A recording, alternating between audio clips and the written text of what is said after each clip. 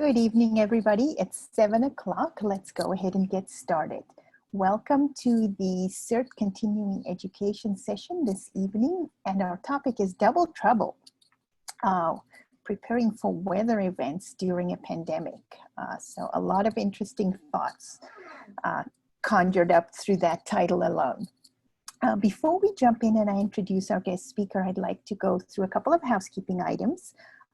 Once we start, we're going to ask everybody to remain muted so we can minimize any background noise. We have a good sized group with us tonight, so we'd like to make sure we can minimize those interruptions.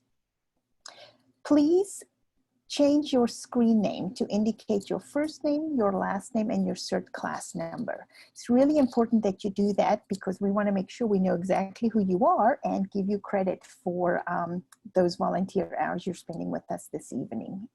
So we're using that to help us with the roster and attendance. If you don't know how to do that, click on participants. If you don't know where that is, hover your mouse pointer over either the top or the bottom of your Zoom screen and the menu bar will pop out. One of those options is participants. If you click on that, you'll see the list of all the names. If you go on the line that has your name, go to the far right and there's a little button that says more and it drops down some options. One of those options is rename and you just type in first name, last name, and CERT class number.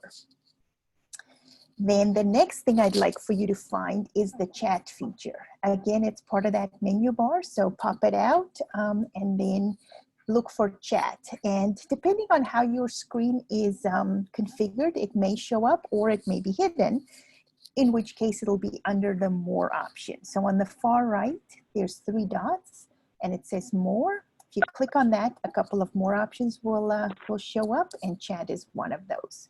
If you do that, you'll come up with a way to send a chat to the group. We are going to use the chat feature for your questions. So as we're going through the session tonight, if you have a question, please put it in the chat.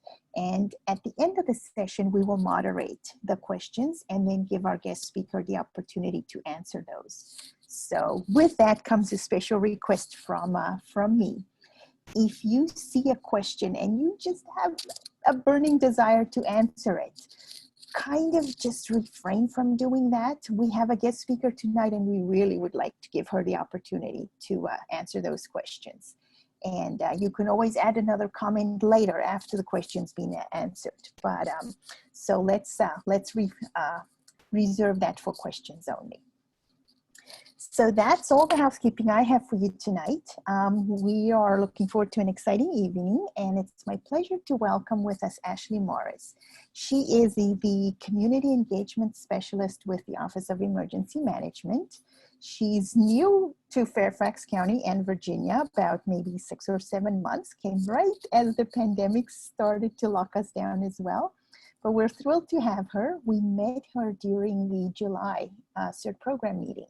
She was our featured speaker and she introduced herself and gave a little bit of background. So we made a greater invitation for her to spend an entire evening with us and talk about some of the areas that she's very passionate about, weather preparedness and disasters that could impact our communities. So with that said, Ashley, thank you for being here.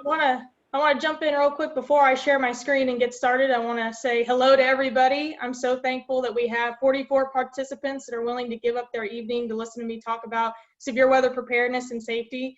As she said, I'm very passionate about it. I think ever since I was a small child, I wanted to teach the public and kind of give guidance on how you could be safe during severe weather. So this is very much a dream come true for me. I'm very happy to be here at Fairfax County and also very happy to be in emergency management. And so with that, I'm going to go ahead and jump in and I'm just going to go ahead and share my screen.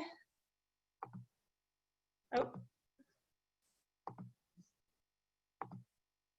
All right. And we're going to go ahead and jump in if you guys are all ready. All right. Can you guys see the full presentation? Okay, there we go. Part of the trick of doing this is actually knowing how to work all the technology, right? All right. So like we said, the topic of the talk tonight is called Double Trouble, Severe Weather Preparedness During a Pandemic.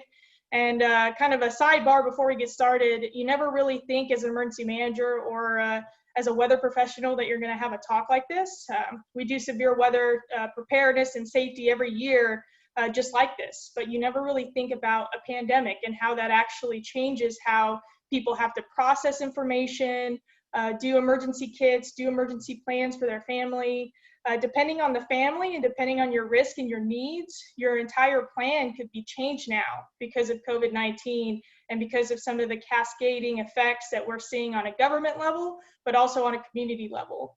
So the goal of this presentation is to go through basically where you can get your weather information. So what are some authentic and official sources? Because nowadays we have a lot of information access. So we have social media, we have normal media, internet, things like that. And so I'm going to go ahead and give you a place to go to get that official weather information. And then we're going to go into Fairfax County hazards. To give you a hint of what one of those hazards is going to be is flash flooding. We've seen a lot of that lately. And we're still actually fairly concerned about that because we have very moist ground with tropical season and hurricane season actually starting to ramp up as well. There are systems in the Gulf and everything else. And so it's really important for us to talk about the weather hazards that we can have here in Fairfax County and how you can take action against those as well as prepare and recover. But the cool thing, like I said, is we're really going to get into how some of these things look a little different this year due to the pandemic. And so what I want to challenge everybody here tonight is to, with every topic that I bring up, think of how COVID changes your plan. Because a lot of this stuff you've probably seen before. But the challenge is kind of, rolling with the punches and changing that plan to where it kind of fits what our new thing is. And then following the weather preparedness, we're going to talk a little bit of emergency planning, communication planning, insurance, which is a really big deal, post-storm needs, practicing your plan, which is super important. Cannot have a plan without practicing it. And then also we're going to get into warning systems. And that's actually one of my favorite things to talk about because we have a lot of confusion with emergency alerts. Where can I get my information? Where is my emergency alert on my phone coming from? What's a Fairfax alert? What's a wireless emergency alert? What's an Amber alert? We're going to get into all of that. And then we're going to wrap things up with public reporting. So with that, we're going to go ahead and dive in. I'm so excited. Just like this little kid is jumping into this beach pit right here. So like I said, I always like to start off talking about weather and preparedness by talking about where you're going to actually get your forecasting information. The world is full of technology nowadays. We have apps everywhere, cell phone, media, internet, and it seems like you can find a weather forecast just about anywhere. However, since I come from a weather background and I kind of have an understanding of how weather modeling works and forecasting works, it's important for all of you guys to know and the community to know that not every weather forecast is accurate or as accurate as it can be. And so one of my jobs as an emergency manager is to make sure that my community and the people that I serve are getting accurate forecast information. And so in my office, in the Office of Emergency Management, we're using NOAA and the National Weather Service for all of our official weather information, all of our readings, all of our watches and warnings, advisories. They are the government agency that is in charge of doing that. And they are very, very well trained, very well educated. Like I said, they're public servants, so they're government just like I am. And they are the lead authority in issuing that tornado warning or that tornado watch or that flash flood watch that we had last week that we heard about.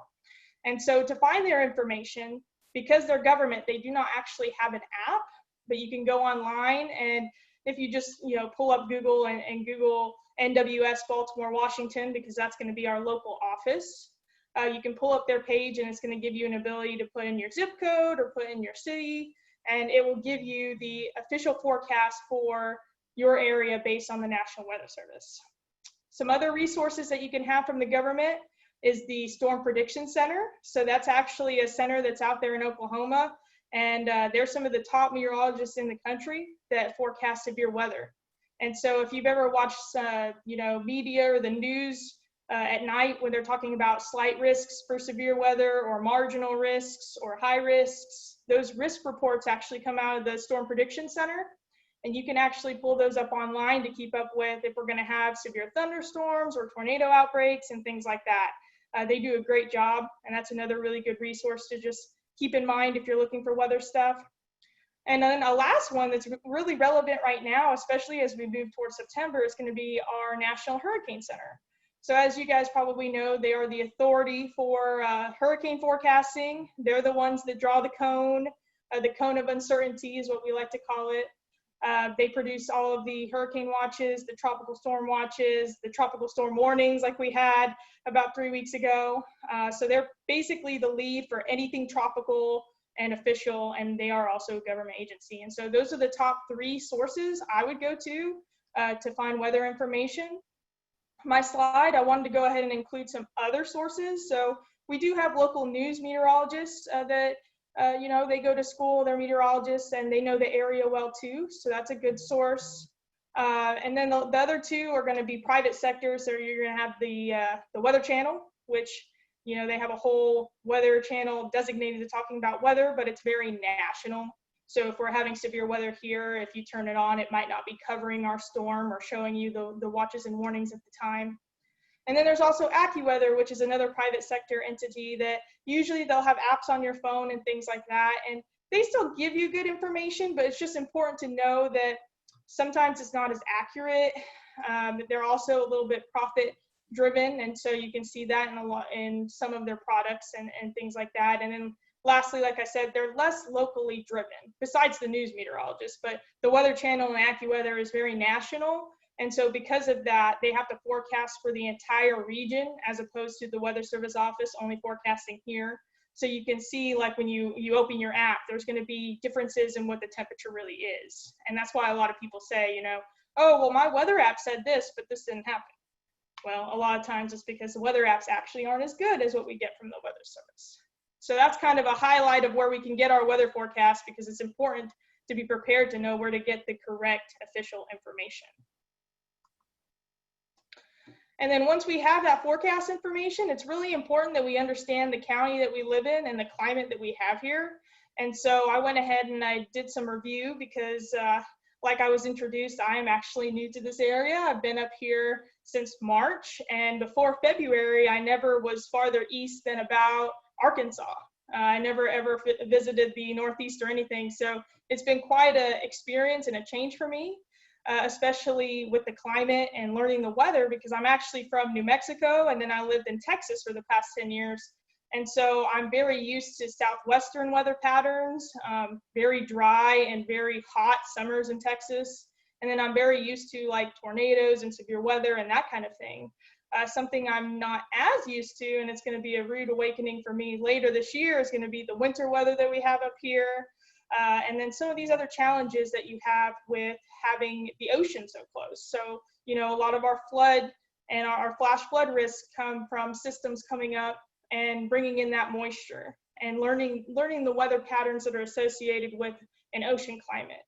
So I was able to make a list of what our weather hazards are here.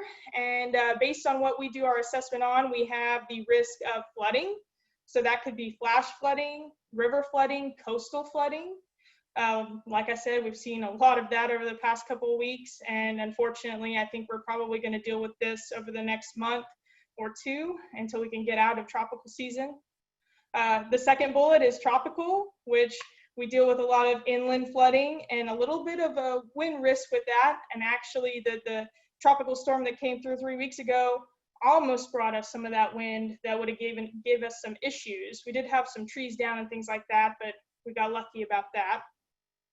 Severe thunderstorms, so we do have those here. We have had some this spring and this summer since I've been here. Derecho, so I wasn't here in 2012, but I know that we had a pretty big derecho. If you talk to a lot of the people at OEM who were here, they will tell you it was a nightmare, because basically the derecho was basically a really giant severe thunderstorm that spans for counties and hundreds of miles. And it brings just very damaging winds. You can get winds up to 100, 110 miles an hour. And you can get very bad infrastructure damage with that, power outages and things like that. And that's actually what just happened last week in Iowa. And so if you're keeping up with any of the issues they're having out there in the Midwest, they had a derecho, and there are a lot of places right now that still don't have power. And we're going to get into that a little bit. But that's another risk that we have because it's happened here before. And then tornadoes, we can get some small ones here, heat waves, and then also winter storms. So like I said, as an emergency manager, we like to make these assessments and understand our risks, but it's important to know that they really do happen, right? So 2012, we really did have that derecho. It wasn't me just saying, hey, you know, one day you might have it. We really did have it. So according to that, we had the weather ingredients and the setup to have that kind of severe weather that caused massive damage, loss of life, and everything else. And so as an emergency manager and also as somebody that is trying to inspire community preparedness, it's important to know that another derecho could happen this year. It could happen next year. So, you know, that should be proof that we need to kind of take action and start to prepare for that, especially because, like I said, with the 2012, I believe we had a power outage here in the area that was over a week too. And the issue with this was that we had the power outages, and then we had a lot of damage that we were trying to clean up. And then we also had a heat wave right afterwards. And so we're going to talk about this a little bit with the heat wave preparedness, but one of the biggest issues you have are people who do not have an ability to have air conditioning or a way to keep cool. And we actually lose a lot of lives because of that, you know, overheating and you know, eventually having heat stroke and passing away from that. And so there was some fatalities associated with the heat wave because of the power outages. And that's why it's also important to take a note at what your recovery is going to look like after a storm and kind of think about what you might need with other hazards that are coming after that, which is very relevant with COVID, which is what we're going to get into. And then the other event that I have on this slide is going to be flooding from last year, which I actually remember in Texas, it was widely nationally covered, the flooding in DC, Baltimore, and this region. I believe it was last July. So you can see the guy standing on his car, on his phone, probably calling for help. I believe when I read the report, we had a ton of water rescues, a ton of cars stuck. And honestly, this year, last week, we had water rescues last weekend in Fairfax County. We had roads that we had to close because of flooding. So flooding is something that is very prevalent, and that's actually a really big hazard and a risk that I'm really going to be hammering on with my community and preparedness, because we're starting to see these massive flood events happening more often and more repeatedly and in areas that aren't familiar with it. And so it's important that we teach on that. So with that, we're going to jump right into those hazards that I went ahead and kind of touched on already. And I really wanted to start with flooding and flash flooding because we've been dealing with it over the past week, and we probably will continue to. And the layout of going into preparedness and basically of these slides is going to be that I'm going to be starting with the deering, because I think sometimes we talk a lot about preparedness and people understand how to prepare for the hazard or the severe weather that's going on, but they don't really understand what to do when it's happening to them. And as you know, with a lot of this weather, you don't have a lot of time to think about it. You really need to kind of already know what you're doing so you can take action quickly. So the way this is going to go is I'm going to go into taking action, and then we're going to jump into preparedness, so what that looks before that, and then we're going to go into recovery. And then a side note, all of the red text that you're going to see on these hazard slides are areas where COVID-19 can potentially change what your plan would have looked like for that hazard last year. And so with every red bullet, I'm going to go ahead and touch on how COVID could affect that. And I'm hoping that you'll really assess how COVID impacts you on that level. So starting with flash flooding, if you're in the middle of a flash flood, it's important to take action immediately, because flash flooding happens very fast. And depending on your topography, depending on if you live kind of close to a river or close to an area where there's a lot of rapid water flow, you know, you could only have seconds to get to higher ground. But you do want to keep in mind with any kind of flooding, you want to get to higher ground. So for you, when you're making this plan, you need to kind of look around and assess, okay, where am I? Am I in a valley? Am I up high on a hill? Am I already on higher ground? All of that's going to be kind of a part of your response plan when they issue that flash flood warning that's going to come over your phone. Obviously, if you're on a lower ground, you're going to get to higher ground. You know, if you're in a car, we don't want you to be driving into lower roads with water across them. And we're going to get into that, the TAD concept, or the turn around, don't drown, okay? Going into evacuation orders. And so, for instance, if we had a lot of water coming through a neighborhood and we were concerned about the loss of life or people getting trapped or something like that, we might have an evacuation order for that area. It's important that if you get an evacuation area, OEM is very concerned about the well-being and the lives of the people in that area. And so every time we issue an evacuation order, it's important to follow it. You know, a good evacuation order from us is going to come through Fairfax alerts, which we're going to get into in a little bit, but it's going to give you the instructions. So get to higher ground, get out of the area. If somebody knocks on your door, because sometimes we send out first responders and they tell you, hey, we need to get out of here, you're going to leave, hopefully, and then there'll be some place for you to meet up with that. But the important bullet of this is to know that you need to obey those orders. Don't double guess it, don't double think it. Bullet 3 is going to be to practice electrical safety. So unfortunately, when we have floods in areas, you know, wires can get wet, generators can get wet. It can really increase the risk of being electrocuted. And sometimes you see that in flood areas. And so it's important to know if you have water in your home, like in a basement, and it's covering any of the sockets or anything that's electrical and your electricity is still turned on, do not enter the water. You want to stay away from that, and just be very aware that that is a risk while you're dealing with the flooding, because it's easy to be kind of just focused on one hazard rather than the others. And then that fourth bullet point I kind of touched on, but this is the most important because I think about 90% of our flood deaths occur in cars, trucks, vehicles, you name it, just like that. So it's really important that you turn around, don't drown when you see water across a road. And it only takes about 6 inches for your car to start to either float or idle or have issues. So 6 inches is not a lot. And I'm sure you've probably seen people drive through, you know, 6 inches or more to get to an area.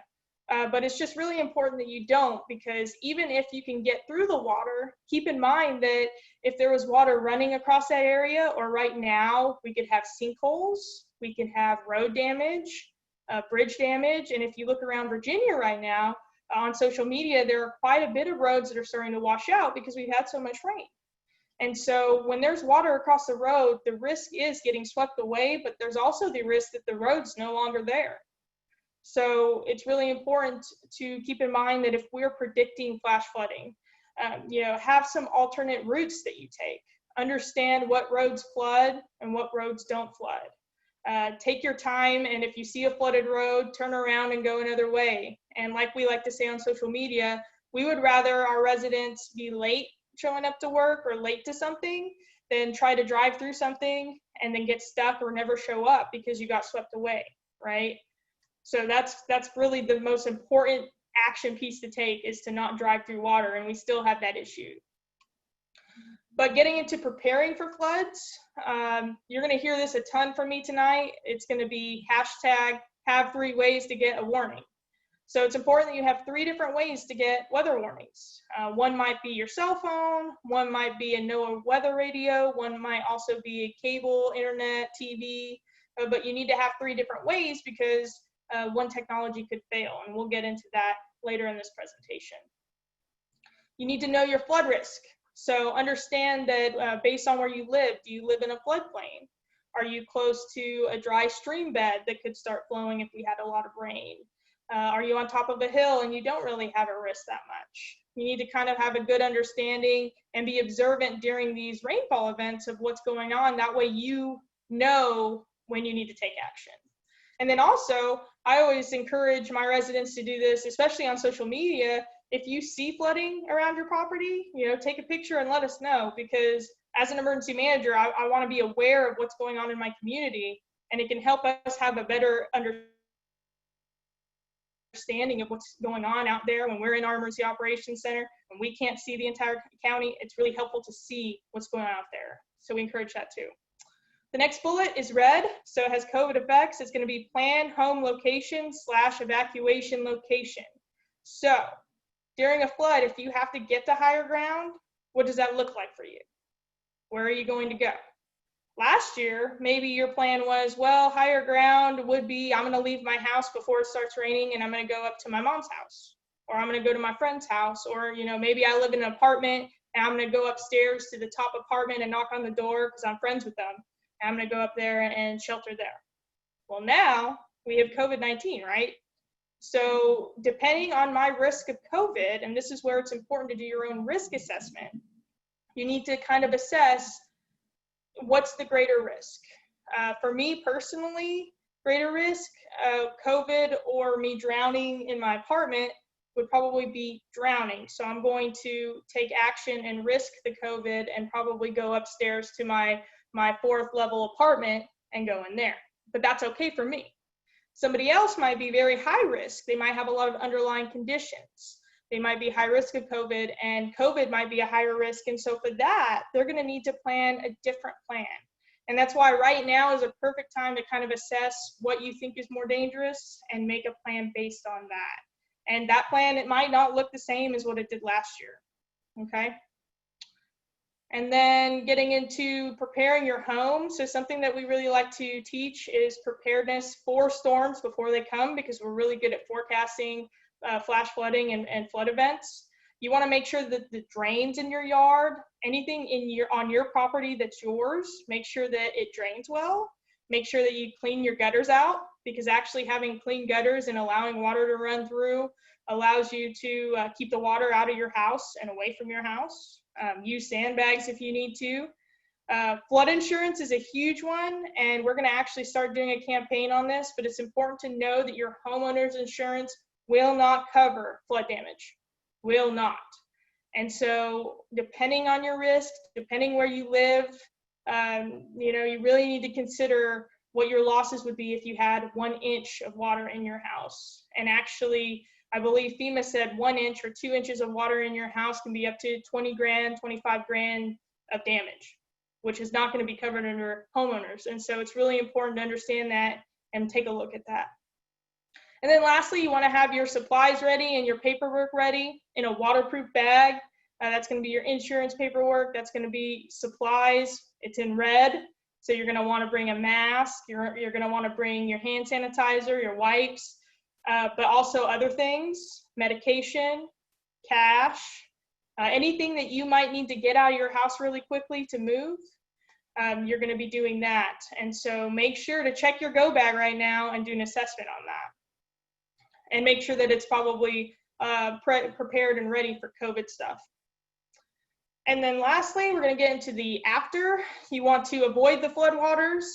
You want to wait to enter them until you're allowed to enter back into a neighborhood. So if you're evacuated, you're not going to ever re-enter an area until OEM or an emergency official says it's safe to do so. Never drive around barricades or drive through water. Something important, you're going to let your family know that you're okay, and that's going to be a common theme with a lot of these. Keep in mind that during disasters, a lot of people want to call, and that might be an issue with phone lines, and so it's always better to text. So if you have family that can receive a text message from you, and preferably out-of-state contact, make sure to text them that you're okay, or go on social media and let them know. Use calling as a last resort. And that bullet is in red because perhaps before you're going to meet up with your family across the county to tell them you're okay, or to be with them, and maybe you can't now because of COVID. That's just something to assess. And then lastly, you're going to start your recovery process after the flood, and keep in mind that with private property, government cannot come into your private property and help muck your home. We can't remove debris for you. We can't do any of that because it's your property, right? So you want to have a plan on how you're going to kind of get your recovery process started. And that's the great thing about CERT and about volunteership and about a lot of these nonprofits is That's usually what we do during disaster recovery is we assign those groups to that because we know that we don't have an ability to do that. We have to take care of the public property. We're going to put our volunteers out there to help with that. All right, so feel like we talked all sorts about flooding tonight, so we should be completely prepared for flooding for the next couple months. So these ones we're going to jump right into. Severe thunderstorms and derechos. So like I said, the risk associated with this is going to be high winds, wind damage. You might have some dangerous cloud to ground lightning. You could have a little bit of tornadoes in these, but we're going to have a different slide for tornadoes. Keep in mind that if you have a derecho coming your way, like Iowa did last week, we're going to want you to take action immediately. You're going to receive a severe thunderstorm warning from the National Weather Service, and they're going to want you to go inside. So if you're outside, go inside. You do not want to take shelter in a shed or any kind of like awning type building because we're talking winds 60, 70, up to 100 miles an hour. So you want a sturdy building. You want to kind of treat it like a tornado, honestly. If you look at a lot of the damage that happened last week in Iowa, they had brick buildings that were actually blown and walls torn down just from these straight line winds. So it's important to remember that severe thunderstorms can be just as damaging and deadly as a tornado. The winds don't have to swirl to cause damage. So with that being in mind, you want to be on the lowest level of your home in the most interior room away from windows that you can. And you're going to take shelter and cover up your head just like you would from a tornado. And that's for like a derecho if we're going to get really high winds. Keep in mind that your pets need protection too, especially if they're outside in the yard. So you want to bring them inside during severe weather and shelter them with you. It's always good to have some pet goodies in your shelter room. And the same thing when you're choosing where you're going to take shelter from that tornado or severe thunderstorm, it's good to keep some of your supplies in there, like your shoes, your boots, a whistle, emergency supplies and things like that, because that's where you're going to be trapped, right? That's where you're going to be sheltering. And if you have to be there after the storm waiting to be rescued or pulled out, at least you have your stuff with you. Okay? And then keep in mind too that a lot of people will actually try to shelter in a car. Cars are very dangerous. While they're better than being outside, they're still very dangerous. And we actually lose a lot of lives from tornadoes and things like that with people in vehicles. Another risk with cars is trees falling on them, which is another new risk that I'm learning here. We have a lot of trees go down during storms, and some of the storms aren't even that strong. So like we had some trees go down during a severe thunderstorm last month, and the winds were maybe 50. So imagine if we had that 110 mile per hour winds come through like Iowa had last week. We had trees all over, especially too because the ground is wet. So it's really important to try to avoid the car at all costs. Like a building is always better, but if it's between the car and an open field or a car and outside, the car is the better choice. You just want to try to hunker down in that car, and you want to try to kind of get your head under the steering wheel or out of the way of the windshield the best that you can, because projectiles could potentially come through the windshield, and yeah, it's just very dangerous. So that's going to be how you're going to keep yourself safe during the storm. To prepare for severe thunderstorms and derechos, you're going to have those 3 ways to receive the warnings because you cannot shelter without getting the warning from the Weather Service. You're going to choose your shelter location and you're going to practice it. This is a COVID-related one. So for instance, I live in an apartment and I actually live on the 3rd floor. And so the higher up in the building, the less safe you are because like I said, you want to be on the bottom level of a house or a structure and you want to be inside. So for me, my plan used to be, well, I'm going to go down to my neighbor on the 1st floor and I'm going to shelter with them. Or maybe I'm going to go into the office space and shelter in there. Well, with COVID, maybe the office is closed to people now. I'm not allowed to be in the office because of COVID. Maybe I can't go down there with my roommate anymore because of COVID. So if those are the cases, you need to do that assessment and come up with a new plan and decide, well, am I willing to risk COVID for this? Me potentially with 100 mile per hour winds coming, I would be willing to risk COVID because I have 2 huge windows up here and debris and everything else is going to come through this. It's going to be very dangerous. So I'm going to make that plan now, and then it's important too to practice your plan, because if you're having plan changes, you want to be able to take action quickly without thinking about it. And for me, if I'm going somewhere, like I'm going to the office or I'm going downstairs, I need to know how much time I have between getting the warning and before the storm comes to know that I can be safe. So practice, practice, practice. It's really important. And then to kind of protect your home and to protect some of your assets, you want to make sure to trim your trees. So if you have any dead branches or dead trees, you want to make sure to cut those down, trim them up. If you have objects outside, one of the objects that gets forgotten a lot are those yard umbrellas.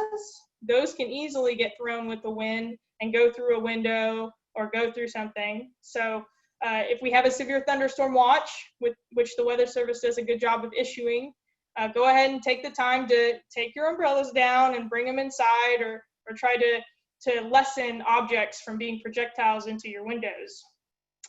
And then lastly, help a neighbor. So we're going to see and talk a lot about helping a neighbor, because I really do think that that is actually a fundamental preparedness concept, which is why I believe in CERT so much. And I'm sure you guys also believe in neighbors helping neighbors because you're in CERT. That looks a lot different now too, right? So before, maybe with a severe thunderstorm, you had a neighbor that needed to come take refuge in your home. Maybe they lived in a trailer or an RV across the street, which is not safe during windstorms, and they needed to come shelter with you. Well, that's going to look a lot different. So assess and think, if I needed to check on a neighbor, or if I needed to see if a neighbor was going to be okay, how can I do that during COVID? Maybe I get their phone number. Maybe I make a neighborhood Facebook group or a next door group, some way to do that virtually, because it's going to be different. And then recovery, it's kind of similar. You're going to inform your loved ones that you're okay, so they're not calling 911 or calling a bunch of places trying to find out where you are. You want to text them, let them know. You're going to assess your damages, and you're going to be very careful, because with wind damage, you could potentially have, sharp objects, debris. You could have wires down that could be live. So you want to be watching for that stuff. Sharp nails. You want to make sure if you're walking around, if a storm came through at night, that you have time to put on your tennis shoes. And that's why I say it's always good to have shoes in your shelter area, because you're going to be walking through debris. And that stuff is going to be painful and dangerous. And then also you want to help your neighbor recover. And before we get into that last bullet point, I want to kind of touch on these because they're all in red. So once again, COVID. So how does COVID look with assessing damages, starting insurance claims, avoiding wires? How does all of that look? Because keep in mind, before, volunteership and going out in the field and helping your neighbor pick up stuff was easy. Now we have to wear masks potentially. Some people might not feel like they can go out and volunteer and do disaster recovery as easier as they could be. And that's kind of a concern we have in emergency management. How many volunteers are we going to have that are going to be able to do that? Because we never want somebody to go volunteer when they feel at risk, right? So those are all things. You might have less people out there now. You might have situations that arise. And so keep all of that in mind. And then the last bullet point is about recovery. Keep in mind shelters. So let's say you lived in a trailer, an RV, or a home, and the roof came off of it, and you're looking at temporary sheltering. So our shelter plans have completely changed, because we're not doing gymnasium and mass sheltering like that right now. The Red Cross is not either. The way that we're trying, and obviously it's a plan now, is to do hotel style. So, maybe you block out a bunch of rooms and we open up a hotel floor and we put a family in every hotel room separated. And then instead of doing a giant feeding like the Red Cross would do, we would go to a door and drop off a boxed lunch. And it's no contact. So I'll leave it outside your door and knock or something, right? So that might be what sheltering looks like from a government standpoint for temporary. But what does it look like for you? And you have to think too, well, am I going to be willing to do these hotel things or this government style sheltering, or do I need to think of something else? Do I need to find a family that I know has been very safe with COVID, that I trust with their exposure? You know, or maybe, like I said, depending on your risk assessment, maybe you're not as worried about COVID and it's okay for you to go stay with your friends still. Those are all decisions that you really have to assess on your own, because everybody has a little bit different of a risk. And that's a lot about how preparedness actually works. All right, tornadoes. So we're not going to spend too much time on tornadoes because we don't have them a terribly large amount of time, but we do have small ones that come and go. And it's the same thing with severe wind. You want to take shelter immediately if you get a warning. You're going to go to your lowest level with no windows, an interior room. If you're in a mobile home or an RV or a car, you must leave and be in a building. They are not safe. A majority of, like I said, our tornado fatalities are going to be people in cars or people outside. Most people that shelter inside buildings, especially up here, because we have weaker tornadoes, survive. So you really want to get to that sturdy building on that lowest level if you can. If you have time, also put your shoes on, so that way you can get out and not hurt your feet and get your feet cut up. To prepare for tornadoes, you need to make sure to have ways to receive warnings. Same thing as the last thing that we just did with the severe thunderstorm warnings. You want to have a shelter location and practice it. And it, like I said, the risk is the same. It's high winds and debris. So maybe it's the same. Maybe your tornado shelter place inside is the same as your severe thunderstorm place. But you want to assess that and remember, with COVID, what does that look like? The same thing goes for if you're leaving a mobile home or a car and you're going inside to shelter with people. What does that look like? What do you need to bring? Definitely probably a mask, right? So having lots of masks in places would be a good idea if you have to run into a place to shelter from some bad weather. A big one with storms too is, what if you're outside at a restaurant and you're eating outside under a tent? Because a lot of people are doing tent style restaurants now. What are you going to do if there's a bad storm? What if the restaurant says, oh, well, you can't come in here. Like, we can't have people come in here and shelter. Where are you going to go? Do you have a shelter plan? Are you thinking about that? It's another little side note to kind of think of while you're out there. Preparing for tornadoes, we already covered having a safe place.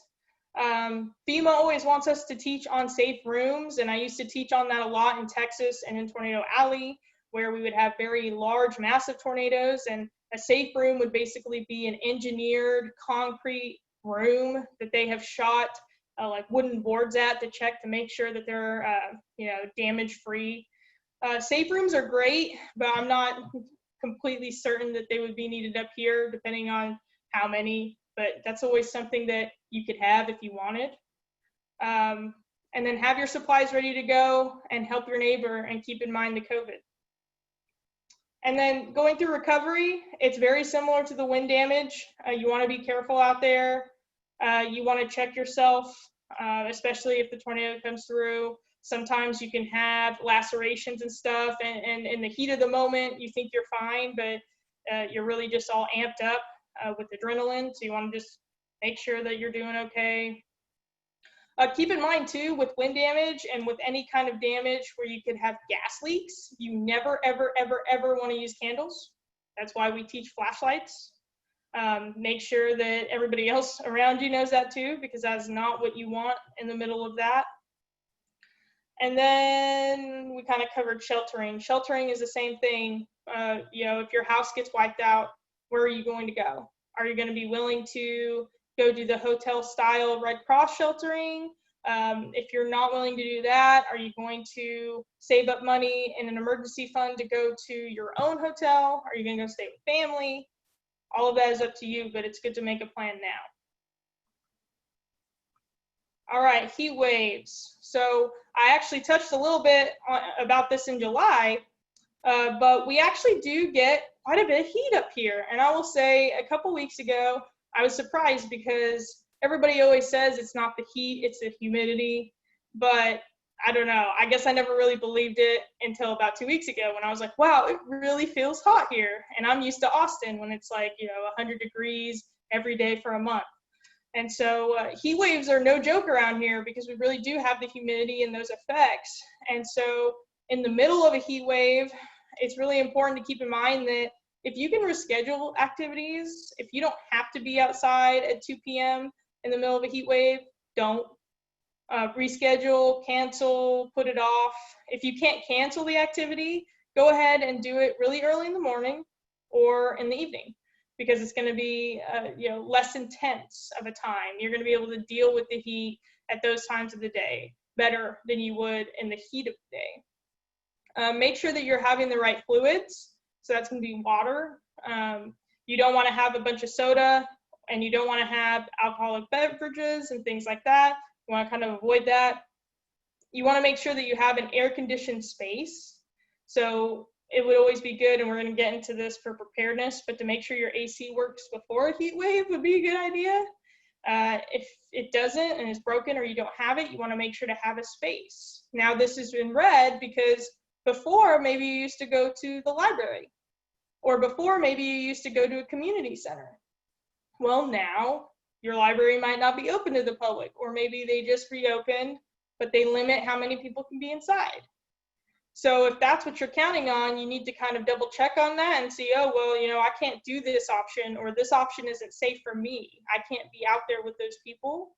So I need to have something else. So maybe it's a fan, or maybe it's some kind of source of something, just something to keep in mind. Checking on neighbors and helping neighbors. Like I said, this is really important because, believe it or not, heat actually kills more people than tornadoes, severe thunderstorms, all these like really crazy damaging storms. Heat is actually one of the leading weather causes of fatalities in our country. So we do need to really check on our neighbors. There are a lot more people that don't have access to air conditioning and to things like that than we think. And so it's good to have that community and to know, who has and who doesn't. And keep in mind with COVID, we no longer can just walk into someone's house and say, hey, do you need anything, right? Like maybe there's a different method for that. I saw something really cool online a few months ago where I believe it was an older couple, and what they did is they had a paper system. So they had a green piece of construction paper, a yellow piece of paper, and a red piece of paper. And if they needed something, they would tape the red paper on their window, and so their neighbors would see it. And they would come up and figure out some way to communicate. But that was their way of saying, hey, we need help, or hey, we're good, we don't need anything. So that's a very creative way during COVID that we can communicate with our neighbors and check on them. But it's really up to us to figure out how we want to do that and how we're going to establish those relationships in a time where we can't be face-to-face all the time. Keep in mind that you never want to leave your child or your pet in your car. And keep in mind, too, it does not have to be 90 or 100 degrees for a child or a pet to have heat stroke and die in a car. They actually had a fatality, I want to say it was an infant, and I think it was only like 75 or 80 degrees out. So that's very misleading because 75 doesn't sound that hot at all. My apartment right now is 75 if I have the AC off. But you have to keep in mind being in that car and with no kind of moving air or anything like that, that heat rises very quickly. And it doesn't take a lot to dehydrate an infant or a child or a pet. So we just straight up never want to leave a child or a pet in a car, period. Not for 5 minutes, not anytime. We want to always bring them inside. And then remember to wear your light clothing and sunscreen up and do all the things that we do during the summer to stay nice and cool. Keep in mind to prepare for heat waves, check the forecast. Heat waves are another thing that we're very good at forecasting, and we actually usually know a few days in advance and we don't miss that one.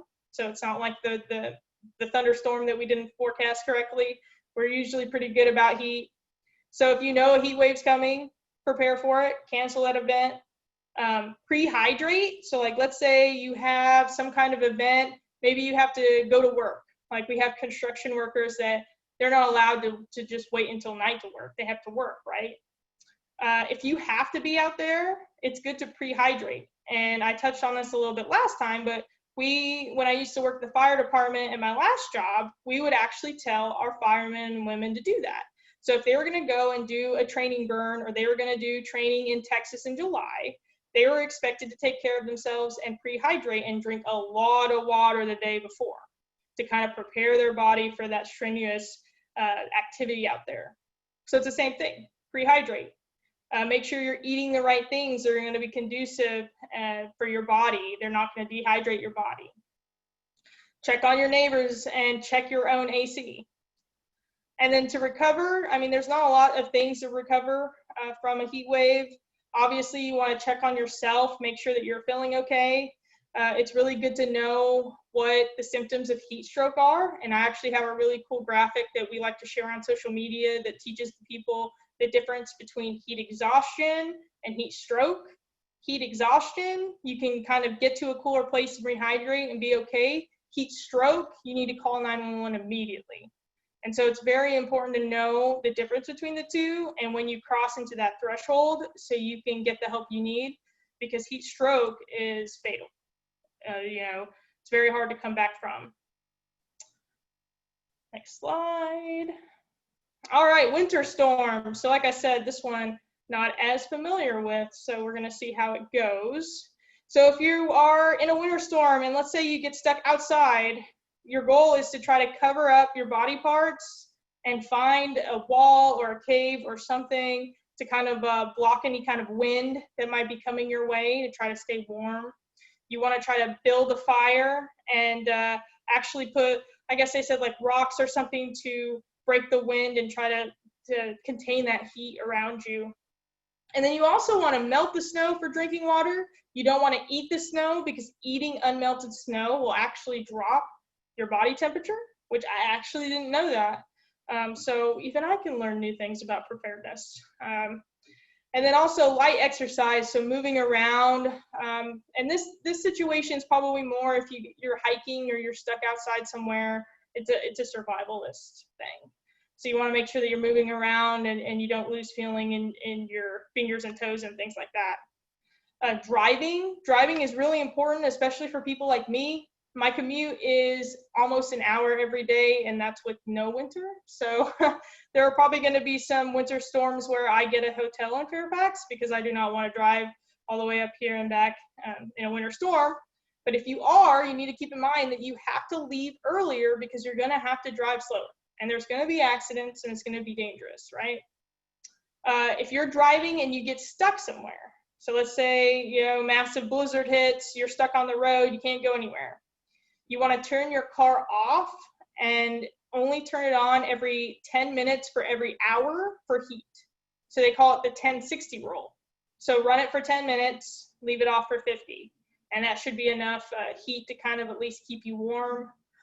They make sure to really talk about clearing your exhaust pipe from snow because you don't want to have any kind of poisoning from the gas fumes or anything with sitting in your car. You want to be visible to rescuers. So if you do get stuck out on the road and people are all stuck around there, we're having to pull people out, you want to try to have some kind of colored cloth or have some way to get their attention. It's really good to kind of consider having something like that in your car kit.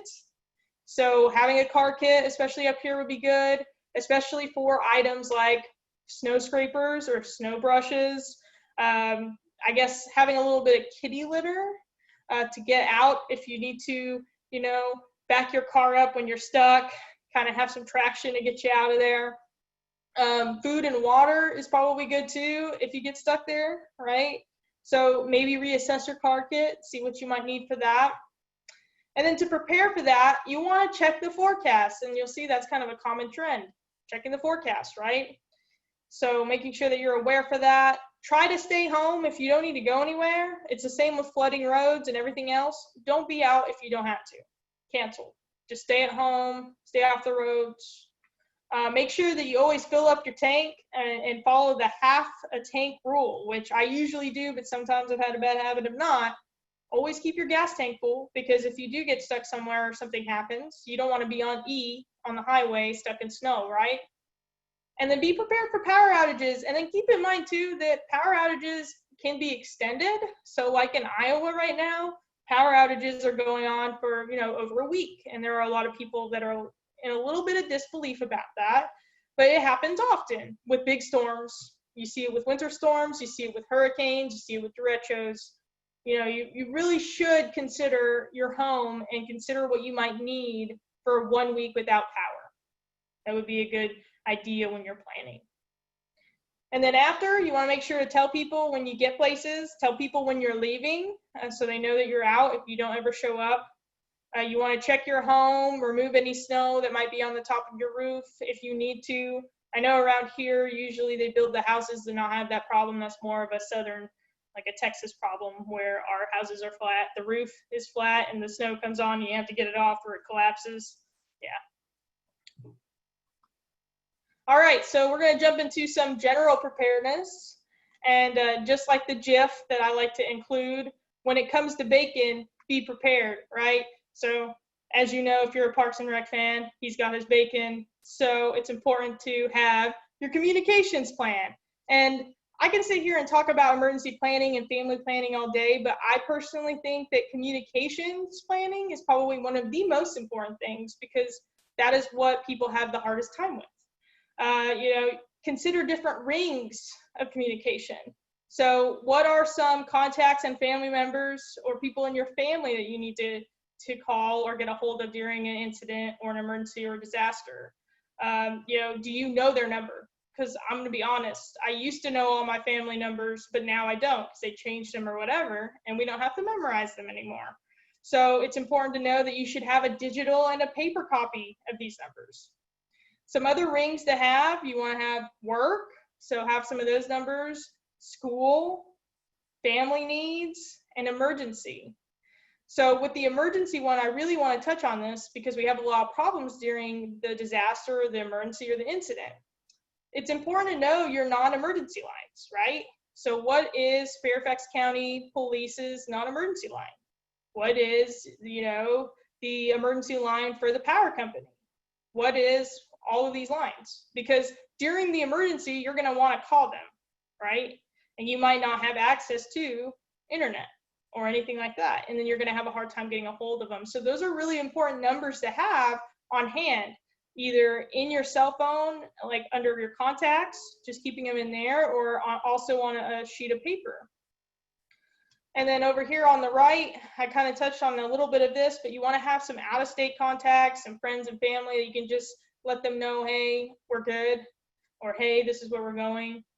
Insurance companies is really important, because if you end up evacuating, or maybe you just get out of the state to get away from whatever's going on, if you need to get a hold of your insurance agents and start that process, it would be good to do that, because we like to encourage residents to start recovery as soon as they can, because it is a lengthy process. And talking about insurance and claims and recovery, which I love the GIF, it's the Mayhem guy. Yep, one of my favorite commercials. So with insurance, you really need to sit down and think about homeowners insurance and your coverage, or your renter's insurance, and also need to think about your car insurance and any kind of insurance that you have, and review it annually, because things do change, right? And then also you want to sit down and think about your inventory of your supplies. So for me, for instance, I live in an apartment, so I have renter's insurance, and I have a coverage for a certain amount of items in my home.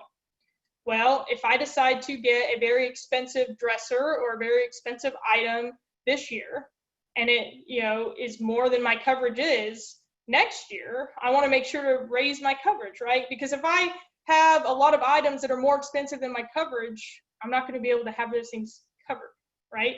So we want to make sure to do an inventory of our items every year, even if it's just like a mental one. You're thinking through the process, you're checking in with your agent, you're making sure that you're covered, okay? And then you especially want to assess your flood risk. So we're going to be talking about this a lot, especially next month, with FEMA's actually doing their flood preparedness and flood insurance push that we're going to be pushing out too. So this is a high priority thing. Homeowners insurance will not cover flood insurance or flood damage. So it's really important to know that if you do have an inch or a foot of water in your home from flooding, if you don't have flood insurance, it's not going to cover. You're going to have to pay it.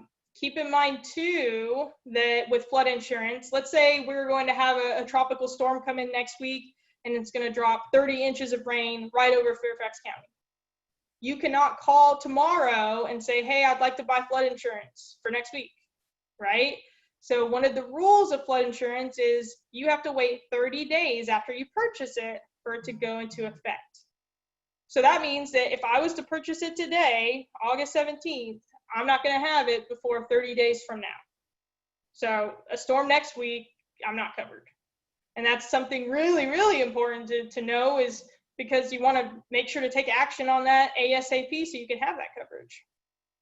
And keep in mind, with all of your insurance and your claims, you want to make sure to keep those policy numbers and phone numbers and contacts with you in your go bag, in your cell phone, wherever, so you can jump on that and start that process. We want you to have an easier time to recover. We want you to be able to get your life back in the pattern and the routine that you want to be in. And that's actually, empowering you to do that actually makes our community recover faster. So that's always going to be our goal. And then evacuation sheltering. So this is, again, we've kind of been talking about this with some of the other risks and things like that. But you really do have to do a personal risk assessment on this. If you're going to be asked to leave and you're going to have to go somewhere, you need to consider COVID versus the risk, right? If I have a giant flood coming into my house, I would probably choose to leave, and I will try to deal with COVID through wearing a mask, having hand sanitizer, going to a planned area that I feel like will not expose me to COVID as much. But these are just things that you have to think of now so you can have that plan. And use this assessment to help you choose 2 options. And I like to tell people at least 2. 3 is actually ideal, because if 1 doesn't work, you have 2 more. So let's say I'm going to stay with my sister, but she's out of town, so I can't stay with her. So my other option might be a hotel room because I saved up money for evacuation for that, or maybe I'm going to stay with a friend. Make sure that you take supplies when you're evacuating. So like I've been saying, lots of masks, face coverings, hand sanitizer, wipes. It might be a good idea to have a thermometer, and that's more going to be just monitoring yourself. So let's say you start to feel unwell. You want to check your temperature and see how you're doing. I know a lot of places, like for instance, Red Cross, even if they're doing the hotel sheltering, they're going to probably do a thermal check on you and on everybody to make sure that they don't have a fever coming in, to try to minimize COVID exposure. I know at our Emergency Operations Center, for me to go to work every day, ever since I've started, I've done a temperature check to make sure that I'm not running a fever, right? So that might be a good idea to bring along. And then you want to bring along those go bag items, because hopefully you guys all have a bag where you can just grab it and go. Grab your bag, run out the door, evacuate. All right, and then with this, the office being right here, I really want to emphasize that you guys need to practice your plan, especially if you're changing your plan this year. Because it's easy to sit here and say, well, I'm going to run here and go here and do this, but then when I actually go to do it, it might not work out as I want to. We do this in emergency management all the time, but we do it with our emergency plans for the county, and we actually test them with our partners to see if it works. And sometimes it does, and sometimes it doesn't. But we would much rather find out it doesn't during a disaster exercise than during a real disaster. And so it's the same thing for you guys. You want to make sure that you're practicing those new plans. And then warning systems. I know I've been talking for about an hour, so I'm almost done. But this is the most important part, so make sure that you tune into this. We have many different informational and technology sources for you to get emergency alerts, weather watches and warnings, and evacuation notices, and anything that you might potentially need. I'm going to be covering 5 really quickly. We have our wireless emergency alerts. We have our Fairfax alerts, which I know all of you guys are signed up, hopefully. Social media, NOAA weather radio, and then also phone apps. So, starting with wireless emergency alerts. I know all of you guys have received one of these on your phone because you all have probably gotten an Amber Alert, which comes through the wireless emergency alerts iPod system. Also, if you've gotten one of those really loud flash flood warnings, which I know that we've had some of those lately, or even a tornado warning will do it as well. These are called wireless emergency alerts, and this is actually through FEMA's federal IPOS system, where this is a national alert system, and it actually will send the alert based on where your phone is within the cell tower range. So if you see the graphic on the right, the red polygon would be like a tornado warning or a flash flood warning. Everything inside would be under the warning. And so when the National Weather Service draws that polygon, it's actually going to ping all of those towers. And so if your cell phone is in the radius of any of the towers that intersect that polygon, you're going to receive one of these alerts as long as you did not turn off your emergency alerts setting in your iPhone or your Android. Now, this is great, and we really like this system, but if you see in the graphic, do you see how some of the radiuses are red and some of them are outside of the polygon? That means that sometimes people will get wireless emergency alerts, Amber Alerts, and things like that outside of the area. And so that's why sometimes you'll be like, well, I got this alert, but I'm not in the area, right? And two, sometimes we have the issue with a radius tower not being inside the warning and someone didn't get the warning and they were supposed to. So there are a little bit of inaccuracies with this system. However, this system is the best system because it is automatic as long as you don't turn off your setting in your phone. It sends automatically and it sends quickly to every phone. There is no sign up. There's nothing like that. Some cons though, or some negatives to this system is, like I said, we have a little bit of inaccuracy. The messages are very short, so we can't tell you a lot of information in there. And then also we do have some cell phone carrier variants, and that is because the FCC does not require the different cell phone companies to, have certain settings and certain things in place. And so some cell phone carriers have different policies of how they disseminate the information. So if we had a WIA, maybe we had a flash flood warning come out, all AT&T people might have gotten it 5 minutes late. Or maybe, I had AT&T and I didn't get it, right? I'm sure you guys have heard that before. We hear that a lot. So there are some phone carrier variances, and we can't do anything about it because the federal government does not tell the phone carriers how to do it, basically. And there are differences in the towers. So the local, I want to make sure that there's a separation here. The wireless emergency alerts is the national system, right? The local notification system is Fairfax Alerts. This system is our system, and this system you have to sign up for. So wireless emergency alerts is awesome because you just have to have your cell phone on and the setting on to get it. This, with Fairfax Alerts, you will not receive a warning if you don't take the time to go to the website, put in your name, put in your address, put in your email and phone, and register. So it's really important, if you have not signed up for this system, to sign up. You want to make sure too to update this annually because we change our phone numbers, we move, we get different jobs. So if you're signed up with an old address, it's not going to do you any good, right? And then keep in mind too that you can get weather alerts through Fairfax Alerts, traffic, public safety alerts, so shelter in place, evacuation, and you can also choose to get road closures and elections and things like that too. Our system is very, very expansive, but you don't have to have those things.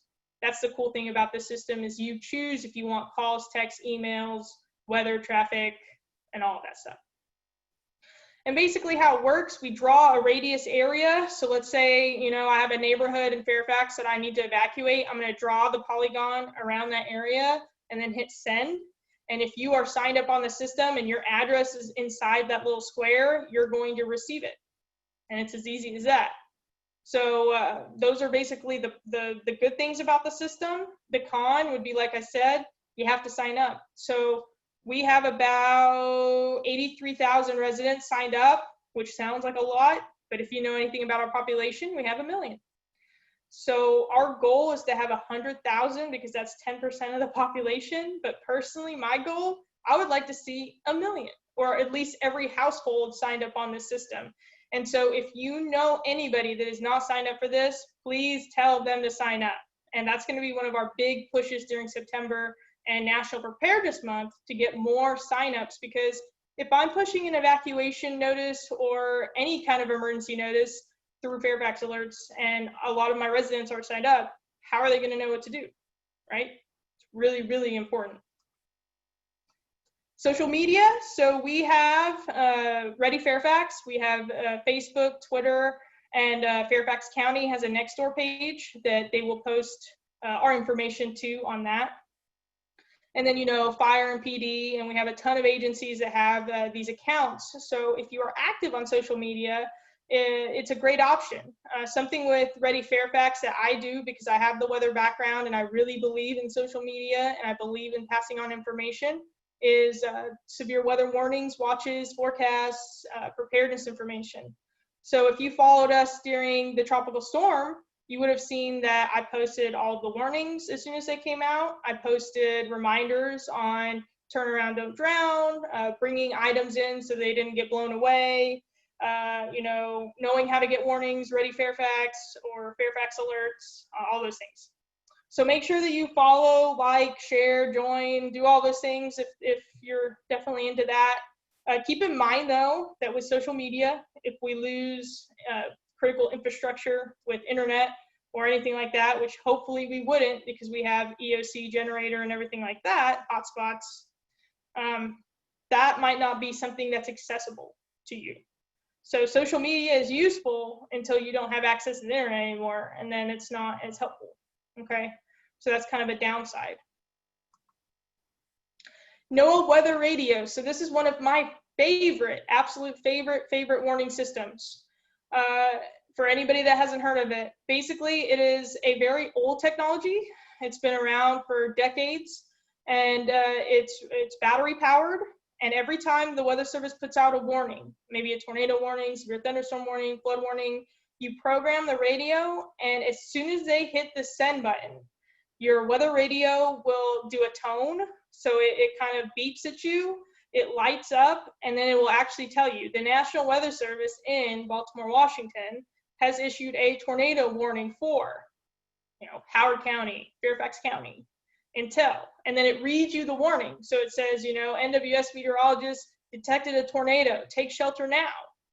And so this is really helpful because this technology will wake you up at night. So if we had storms that were severe at night, you know, you can wake up and take shelter. I know down in the Southeast, we have a lot of issues with tornado fatalities at night because people will sleep through them and then they can't take shelter, and unfortunately we lose them. So this is a great, great option, and I actually have one in my bedroom for that reason. So pros, wake up at night, automatic and fast. They're not super expensive. You can get some of the cheapest ones for about $20, all the way up to about $40 to $50. The only other downside is, like I said, you do have to program it, which it's not hard if you just Google and you get the right same code and you put it in there and everything. But it can be a little confusing if you're not used to that kind of technology. But like I like to tell everybody, I will program tons of weather radios for free anytime if anybody just needed that, because I'm such a big believer in weather radios. So if you get one and you have issues programming, just give me email or call and I will totally help you out. And during COVID times, I will give you a call and talk you how to do it. During non-COVID times, I tell you to bring the radio over to my office and I do it for you. So this is a great tool to have. Cell phone apps, so like I said before, we have Weather Channel apps, WeatherBug, AccuWeather. Those are great, but you just need to keep in mind that they're not always accurate. They have some message delay to them. And personally, I just wouldn't want to keep them as a number one option. I think they're a good like third or fourth option as a backup. One of the best apps that I actually do use, and I use this a lot for work, is the FEMA app. So the FEMA app will actually allow you to put in counties for weather warnings, so you can get weather watches, warnings, and all of that. And I've noticed that it pushes out very fast. So there's not a lot of delay, it's very accurate, and they give you all of the weather products. So the FEMA app's pretty good. And then also I'm signed up for Fairfax Alerts. So when we get severe weather around here, my phone just lights up with 15 alerts. So, but apps, many free, You know, you can wake up at night with your apps. Many people have smartphones, so that's also a pro. But like I said, we really do have some delay and accuracy issues with these. So just keep in mind, if you're going to use apps, that's great. Just have some of those other backup methods that are better. So, like I said at the beginning, and like during a lot of these slides, what is the magic number of warning systems that we need? We need to have 3. And so I encourage all of you, if you don't already have 3, to sit down tonight and think, okay, what are my 3 different technologies or ways that I'm going to get warnings? You know, for me personally, I get warnings through the INWS Emergency Manager account. I also get them through my NOAA Weather Radio. I also get them through the FEMA app. I also get them through emails, Fairfax alerts. So I actually have like 5, but I encourage you guys to have 3. And like I said, it's because of redundancy. If you have a power outage, it's good to have a radio that has battery so you can still get the warnings. If you have something else go down with the technology, it's good to have those backup methods. And then this is the last topic of the night. I'm going to open it up for questions, and hopefully I didn't talk too long, is public reporting. And so I just want to touch on this a little bit because it is so, so important that we have the public report what is going on at the ground level to us. And one of those big programs that we really encourage, and I'm working with the Weather Service, especially with Fairfax, which I know we've already been doing, is Skywarn, which I know that some of you guys are Skywarn storm spotters.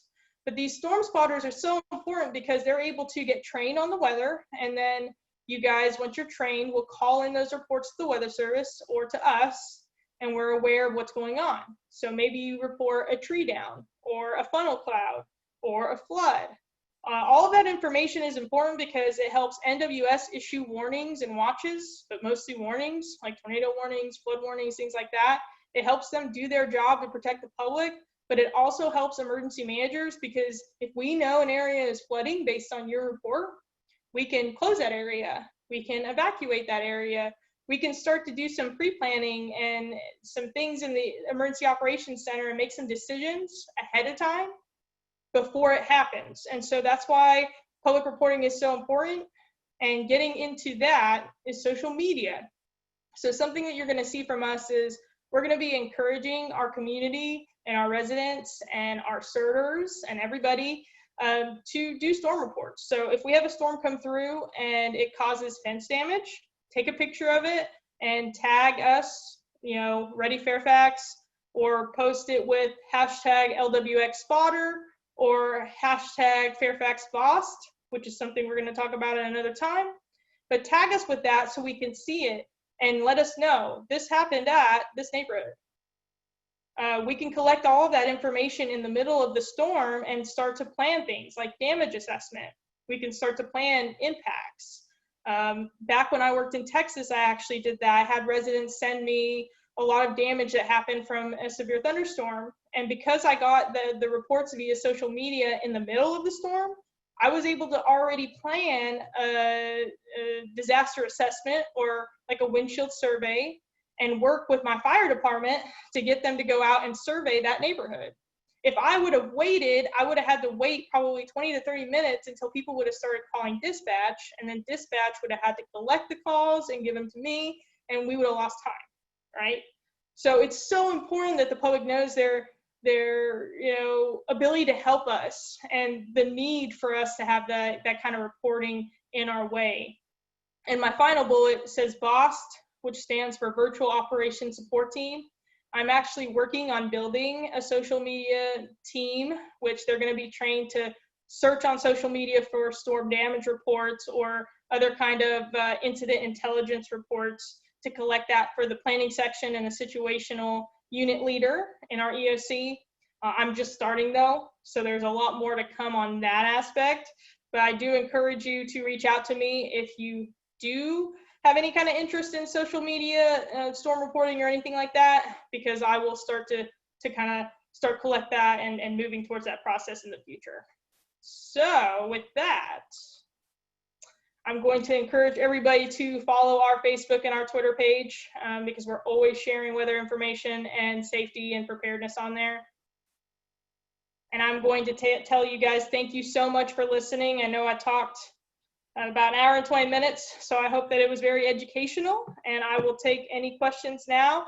And if you don't have any questions, you can send me an email or give me a call or reach out anytime you need anything kind of preparedness at all. I love doing this stuff. So thank you guys so much for your time.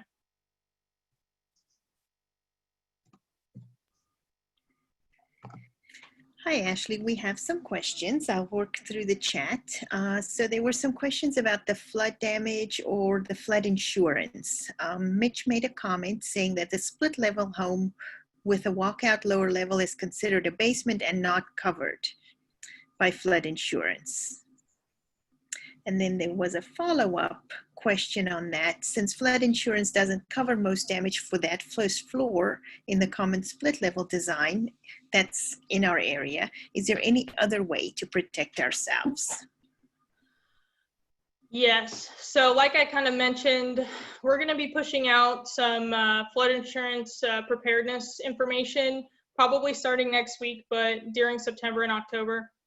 And we're working with Stormwater, which, as you guys know, they are very active in sending out the newsletters and the things like that to let people know that they're in a flood zone or to give them more information on that. And so we're going to be doing a lot more educational information on that. And so I can definitely get you that information. I know where I come from, flooding is a little different. And the way that we did our flood insurance there was not always the same. So I would have to collect that information on the basement comment thing and then let you guys know. But what I will tell you on protection is, number one, you need to know whether or not you're going to flood or not. And you need to also keep in mind that sometimes we do have those events where you do get 6 inches of rain. And so sometimes you might not be in a floodplain, but if you get 6 inches of rain, you're going to flood. So keep that in mind. And then also, I really encourage people to understand how their yards work and do that drainage work. So like the gutter stuff, knowing like with street flow and things. And honestly, right now is a good time to really assess that. And another thing too, I will actually go ahead and look up some of the flood risk maps and the floodplain maps and those resources. And I can give you guys that information too, if any of you guys are interested in that. Like I said, we're going to be doing a pretty big campaign on this, so I should be having all that information pretty soon.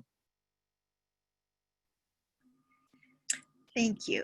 The next topic is regarding the warning alerts. There are a couple of questions around that. One of the questions is, there are some warning sirens around Occoquan. Do you know what they're for? They're being tested on an annual basis. Really? So me being new, I do not, but I will say I'm going to have to look that up because actually I don't know. I would not think that they were tornado sirens, so I will look it up because honestly I don't know. I know that we don't rely on sirens.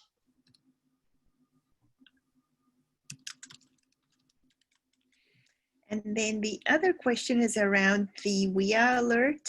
One of our participants says she gets them when she's traveling out of town, but she doesn't get them locally. That's interesting. So she hasn't gotten any, like the flash flood ones or anything locally? No, not the blast you out of bed type of warnings. I've gotten them when I've been up in New York. I've gotten them in Ohio.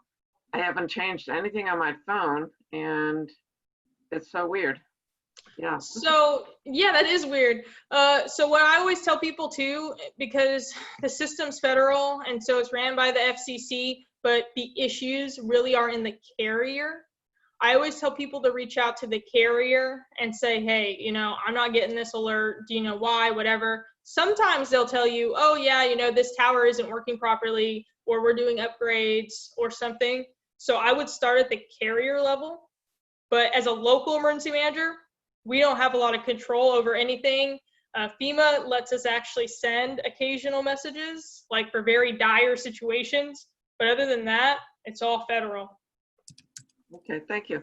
Yeah. Okay, let me see what else was there. Some comments about Fairfax alerts. Something interesting that somebody pointed out is it doesn't have to be limited to Fairfax. If you have a child that's studying somewhere else, and the example was Amarillo, you could include that address in your profile and you will get weather alerts for that area as well. That's terrific, because I actually didn't know that.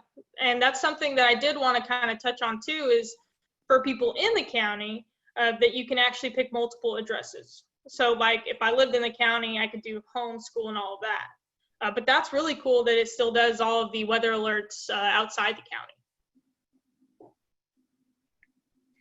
So I'm going to circle back to the Occoquan alerts. We have a contest. It's a race. Many people are chiming in. So the first person that consider themselves knowledgeable that can find their unmute button, how about you go ahead and enlighten us?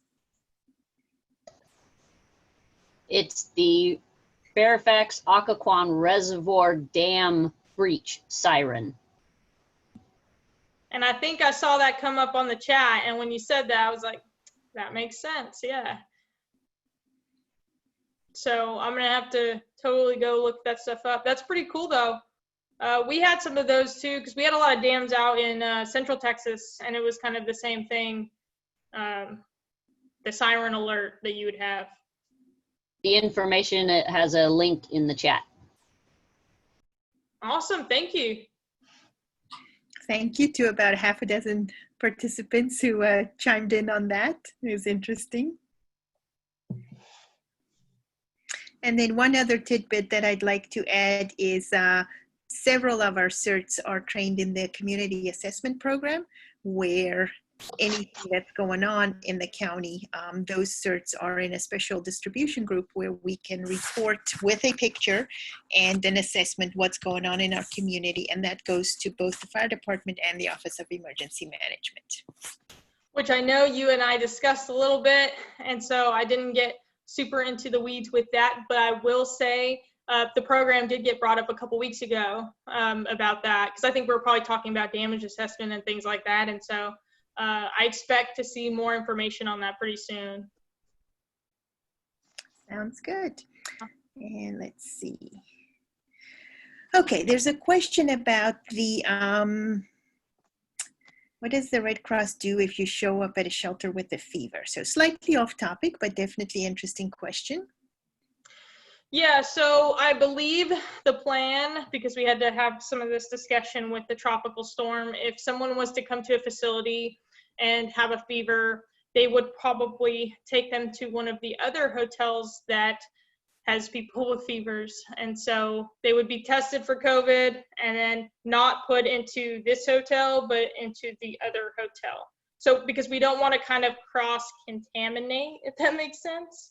So we have one that has no symptoms or asymptomatic, and we have the other one that is designated, because we already have a couple of hotels where we're doing that kind of work, specifically for like the homeless populations and things like that. And so that would be the plan. They would not stick somebody in there with a fever in a healthy hotel.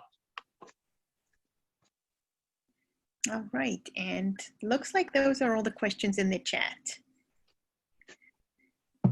Last chance. Anybody have another really good question for us?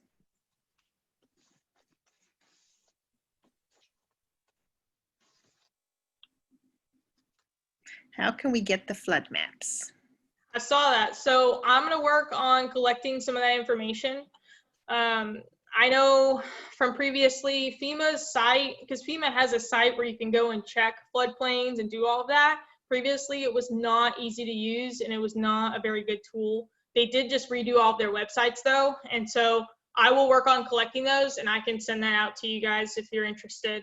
Or if you want to remind me too, you can send me an email at the email, which is going to be just my name, Ashley Morris 2. Make sure you have the 2 in it, because there's another Ashley Morris that works for Celebrate Fairfax. So put the 2 in there, but email me and I can get that to you too. Jeff says the county website also has floodplain maps. And that was good to know. That's another thing. There are a lot of really great county resources with this county government. and I'm still wading through them. So I learn something every time we have one of these talks. Exactly. Jeff, where do we go looking for that in the county website?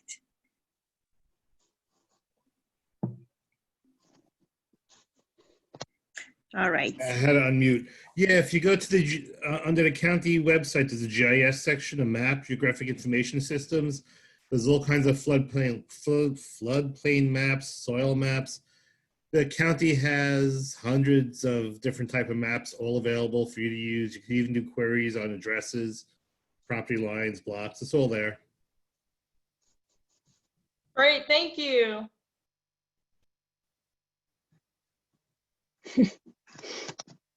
All right. Well, thank you, everybody. That was a really good participation. Thank you so much, Ashley, for spending your evening with us. We really appreciate your enthusiasm and energy and all the knowledge you shared with us. And we look forward to some follow-ups with you in the future. Yeah, for sure. Thank you guys for having me. And like I said, if any of you guys ever want to email me and need resources or anything, anytime. I love this job. Love having you. Thank you, everybody. Good night. Good night.